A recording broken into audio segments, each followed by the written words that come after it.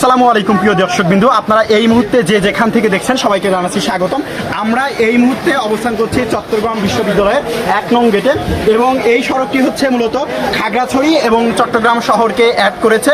এবং আমরা এই মুহূর্তে দেখব যে এই যে আন্দোলনের কারণে যেসব গাড়িগুলো ঘন্টার পর ঘন্টা দাঁড়িয়ে আছে তাদের অবস্থা কি, এবং কোঠা সংস্কার সম্পর্কে এই যে কোঠার অবরোধ নিয়ে বা আন্দোলন নিয়ে তাদের কি মতামত। আমাদের সামনে একটা ট্রাক রয়েছে, আমরা ভাইয়ের সঙ্গে একটু কথা বলতে চাই।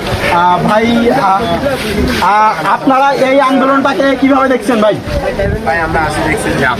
আচ্ছা, তো আপনি কি জানেন কেন আমরা এই আন্দোলনটা করছি? জানেন না? আচ্ছা, আমরা মূলত বাংলাদেশের কোঠা সংস্কারের জন্য একটা আন্দোলন হচ্ছে, আমরা মূলত সেই আন্দোলনটাই করছি। তো যাই হোক, আমরা একজন ড্রাইভারের সম্পর্কে কথা বলছিলাম, বাট উনি মূলত জানেন না বাংলাদেশের এই মুহূর্তে কিসের আন্দোলন হচ্ছে।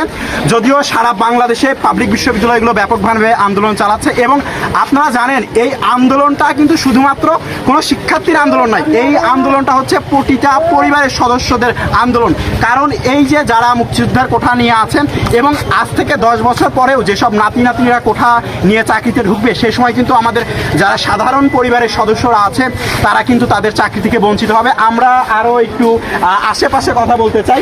ভাইয়ার কাছে যদি জিজ্ঞেস করি, এই যে আন্দোলনটা চলছে, আপনি এই আন্দোলনটাকে কিভাবে দেখছেন, কোঠা সংস্কার আন্দোলনকে? এই আন্দোলনটা যৌক্তিক, যেভাবে আগে গত 2018-তে একবার হয়েছিল মেবি। জি।